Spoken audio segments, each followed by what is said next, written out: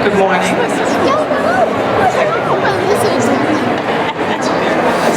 behalf of Reform Group and Modern Medical Center, thank you for joining us for their Lawrence lecture on Detox, 10 Easy Steps to Eliminate Toxins.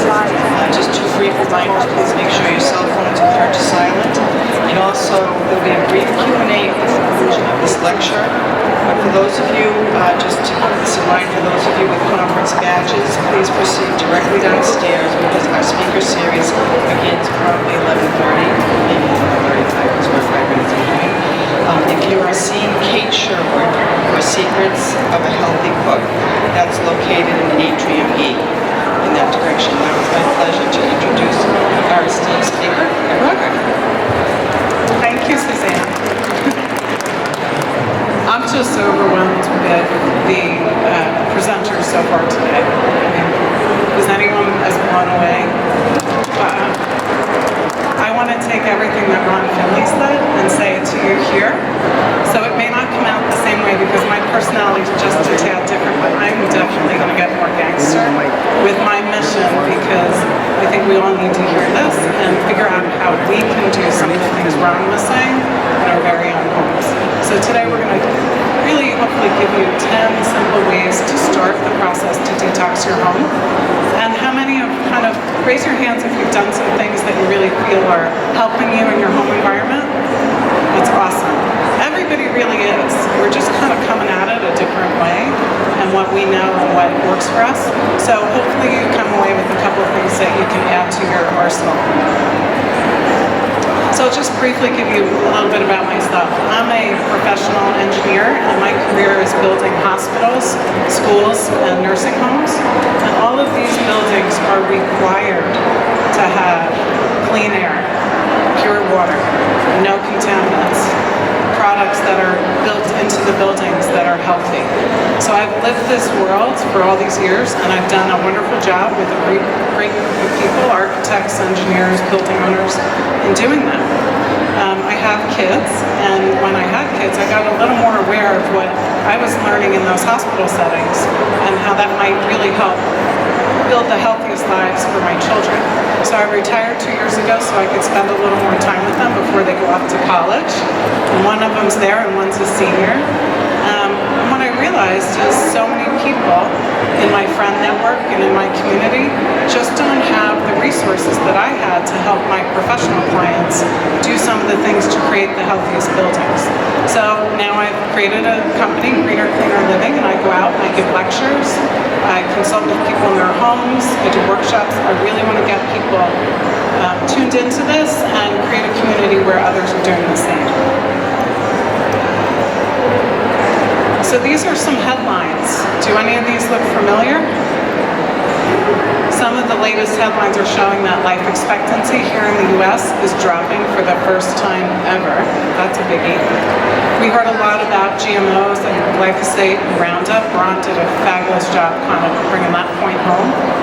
I've got some headlines about that. I just posted something on Instagram yesterday about the salt that we use in our foods is contaminated with microplastics, unless we're using things like rock salt. These are headlines that are coming to us left and right, every which way. So this quote really stuck with me when I heard it and read it in an article in Time magazine. Our surroundings and where we live, our living environment, some of the things that are in them are undetectable, and some of them are very harmful to us. So where we live could be really adding to the detriment of our health. And we don't even feel, see, or smell most of this. So the onus is on us to really become informed. We heard a lot about regulation, so I won't go into it. But the U.S. is one of the most deregulated countries when it comes to synthetic chemicals, and it's doing us great harm. So a couple of quick statistics. New Jersey has an F in air quality. That's one for our local environment. It's not somewhere else. It's not in Flint, Michigan. It's right here in New Jersey. Autism, one of my saddest statistics. New Jersey has the highest rate. 1 in 34 kids have autism. That's an absolute shame, and it should not be the case. 6 out of 10 of us have chronic inflammation. Maybe you have IBS, maybe you have eczema, maybe you have some other illness that really just stems from inflammation. Water pollution. 65% of the samples in New Jersey have PFOA, that's Teflon. That means it's getting into all of us. It's including, we're seeing it in umbilical cord testing and sampling. It's affecting all of us. 25% of birth defects have an environmental link. And the last one I mentioned, our life expectancy has dropped in this country. It's the first time. We are the biggest, wealthiest country. We should be the healthiest. So we're really dealing with the challenge of toxic overload. I think one of the speakers earlier this morning used that phrase. Have you guys heard of that phrase? It's something that you really want to Google, look up, understand. And what we're talking about today is really about toxic overload in our food system, in the products we use, in our air and water. And all of that is really affecting us. So we have to ask ourselves when we purchase something, when we eat something, when we do something, is this adding to my toxic burden or is it lessening it? And that question doesn't seem like a normal one, but it really is a good one to start putting into your daily habits. We can do a lot. So there's a lot of hope here. We can detox our bodies. We can change the products we buy, the things we eat, and the places we go.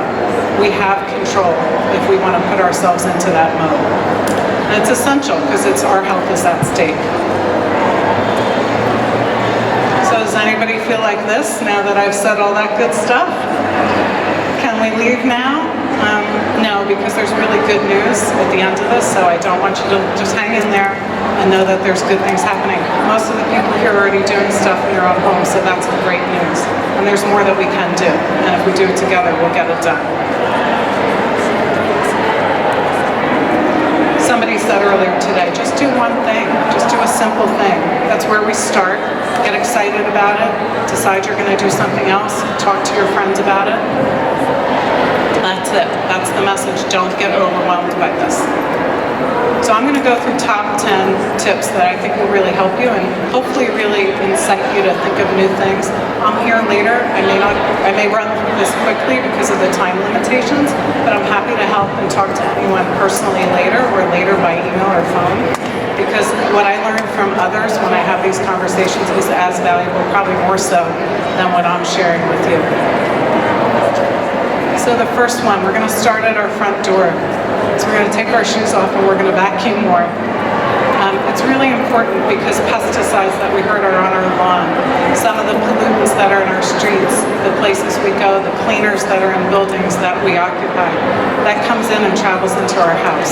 So if you take your shoes off at the door and you vacuum twice a week, I'm the worst, though I'm saying that with a little nod, but vacuum often because that way we really can reduce those toxins when they, from even entering our home. The next thing I want to talk about is laundry products. We're all wearing clothes. We sleep in sheets. Our bodies are absolutely in skin contact with clothes and sheets that we wash very often in this country. So laundry detergent and dryer sheets have over 25 volatile organic chemicals in them in the conventional sense. If you're buying them from CVS, Walmart, or the Acme. There's 7 of those are known cancer-causing agents. So this is huge. Some of the additives that are put in our laundry products are there to help keep our clothes clinging to it, or the smells, the fragrances clinging to us, and the wrinkles out, and to keep them soft. So some of the things that are causing us illness are the additives to make that smell last longer. So if you walk down a hall and you can smell someone's tide on their clothes, say a little prayer, because that is sticking with them and affecting their bloodstream in a very harmful way. I want to talk about wet laundering and dry cleaning. Wet laundering is a process that doesn't use petrochemicals, and Bright Store Cleaners right here in Tinton Falls is, yes, I travel there. It's one of the only ones in our area, and the woman who owned it got a DEP grant. She put a lot of blood, sweat, tears, and money into transitioning from traditional dry cleaning equipment to wet. and I'd love you to all support her. She's lovely, and the clothes come back. They're beautifully laundered, and you'll appreciate it.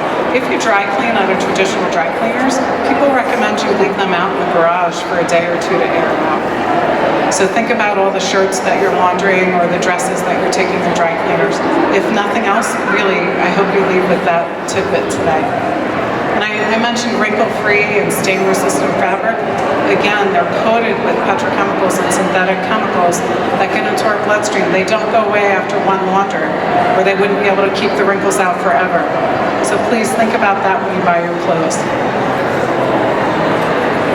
We're going to go into another cleaning area, which is our home cleaning products.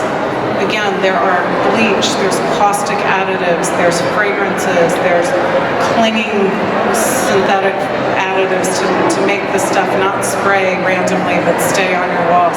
All of those things have detrimental effects on our health.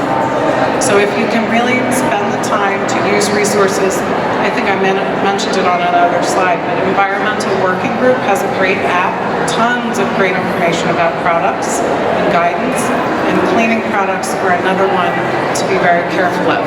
They did a study in schools, and if you notice, a lot of schools don't use bleach anymore. The intelligence tests of the kids before and after being cleaned with bleach were remarkably different. It is a cognitive issue that we're dealing with. So when we think bleach, we love the smell. Think about what it's doing. If that's what's happening in our schools, think about what's happening in your own home. So use it sparingly. Use it sparingly. Pesticides and weed killers. I'm going to spend just a few minutes, but I hope everyone heard Ron and Joel talking about Roundup. It's none of our fault that we've sprayed our yards with Roundup. It is none of our faults. So first off, let's say that. If you have a huge amount of it in your garage, you're like every other person in the U.S. But if you leave here today thinking, I'm going to go to Home Depot and Lowe's and say, what's that organic weed killer you have? Jonathan Green is one. Google it. You'll find stuff at those same department stores that you should use instead. Your pets, your children, yourself. Who loves going out on the lawn with bare feet? If you're using that kind of chemical, or a company that is, you want to try to make that change for this next spring. And I've got some good guidance. I've helped people locally source different available landscaping companies. So if you do get your lawn treated, you can come to me. I've got some good feedback with some local providers. If you do it yourself, go to Home Depot or Lowe's and ask for organic. Okay, skin and beauty. I'm going to ask, and somebody shout out, how many products do women put on their bodies and use in their skincare routine every day? 20? That's millions. That's true. It's actually 16, but I would imagine a lot of people could use 20. That's a lot of different products. And if you're doing those conventionally bought products, there are things like heavy metals, there are parabens, there's phthalates. The parabens help preserve those products so they last on your shelf for a really long time. And those are tremendously linked to cancer and other chronic illnesses. And again, if you want details, I'd be happy to share. Fragrances, those great smelling, even the fragrance in your face powder is detrimental. One of the reasons is phthalates are in there, and they are a byproduct, they're a product of your fragrance. And they, again, have been positively linked to detrimental health, disease, and others, but they're unregulated. So we have to really go fragrance-free. Be proud to have fragrance-free laundered sheets. You just know it's helping you. You may not be sick today, but if you're exposed to mold or you get a stressful situation comes up or you lose your job, those are the only triggers you need to get a full-blown chronic immune illness. And that's it. You may be well today, but you may not tomorrow. And no one knows. Life is a busy, complicated thing, and we never know what's coming next. We don't need to worsen it by having our bodies inflamed and immunosuppressed before those crises come. We want to be healthy. So Think Dirty and Skin Safe are two great apps so you can scan your products even at the store. And yes, stores are getting, consumer companies, publicly traded companies are getting smart. They know people are getting educated and they're really creating what they would like us to believe are better products. Some of them are, but some of them are what we call greenwashing, where they say natural or good for you or whatever. They may be, not testing on animals, but they could have a lot of these products and these additives in there. So use some of these apps that are out there to help you when you're overwhelmed. And talk about water. Flint, Michigan, again, Ron mentioned that. There are over 3,000 communities in the U.S. today that have a greater problem with lead in their water than Flint does. That's not getting them news. We all have to be really smart about our water. Locally here in New Jersey, chromium-6 has been found in many of the water sources. So if you have well water, or you have some, even in some of the municipal waters, that's there. Those heavy metals you want to really filter out. It's impossible for our water systems. Some of them are aged. They can't keep up with all these chemicals that we're adding into the water systems by going out of our drains. Again, my environmental working group has a great water guide, and municipal water companies are required to show their quality tests on their websites. So I've helped people by going in and getting those tests, looking at them, and guiding them to an appropriate filter for themselves and their family based on what their water service is locally. Another thing is bottled water. We've gone to that because we've been so worried about what's in our municipal water or our wells. Bottled water is one, it's bottled in number 7 plastic, and BPA leaches out of those bottles and it goes into the water we drink. And there's been a lot of these other headlines, good research, real quality research, that microplastics are in that water as well. And the third thing is bottled water companies are not required to post and show their quality tests. So we don't know what's in bottled water. We do know what's in our municipalities. So I'm going to run through these last couple pretty quick just to stay on target. I want to talk about cooking. Try to avoid anything with Teflon or coatings and go with cast iron and glass. I love going to Goodwill. They have so much Pyrex you can't imagine, and they're great for storage. You can get some silicone lids and you're done. So it's actually a fun trip to take and a really great way to not have to buy something new and use the energy to create that. And no plastic in the microwave or storage. There's a lot of great alternatives there as well. Organic food. I'm not going to go into this because this is what we're all here today to talk about and learn about, but this is really important. There are lots of great people. Marcy Reagan's speaking right now about how to create meals for your kids, simple and safe, and that's something that I hope we're all listening to the other speakers about. Supplements and remedies.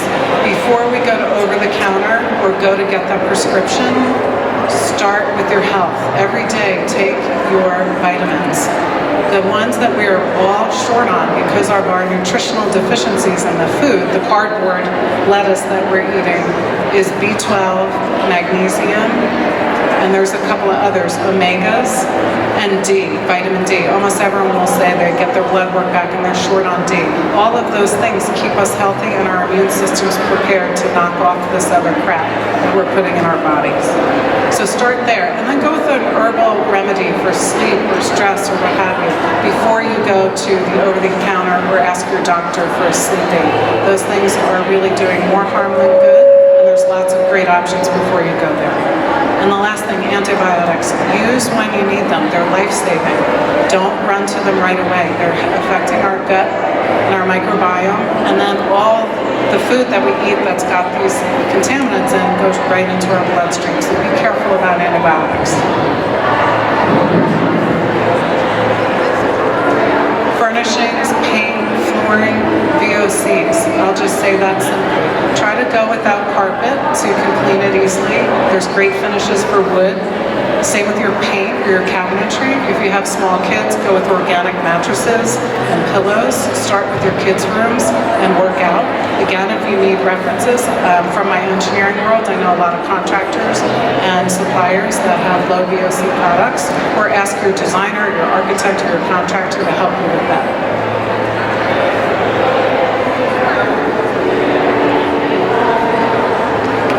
So the last thing I'll leave you with is clear the air. We talked about fragrances. Let's get those blades and the other things away because they are really detrimental to us. Plants are a great way to clean the air naturally. If you have allergies or asthma, a HEPA filter is a super thing. Start in your bedroom, but there are ways to really help keep that environment in your house safe for you. So keep it simple. I'm going to go to the last one. Use your pocketbook and your voice. Your dollars are so important. The big companies are figuring it out, but support some of the vendors here that have got products that are safe. Ask them questions, but also use your voice. Know who your local officials are and in your state, and see what they're doing to help fight this fight. It's a long road to hoe, so we have to do it ourselves, but let your voice be known. So I think we're in this together. So if we're all one of these little houses and we're all doing some things in our own house, and our neighbors are, and our neighbors' neighbors are, that's going to help our community. So we're all in this together, and we deserve pure water and clean air and a healthy environment. So if we think globally, we act locally, and we do it individually, we're going to get there. So I hope this was helpful. Again, I'm Claire Broderick. If you have any questions, please come see me.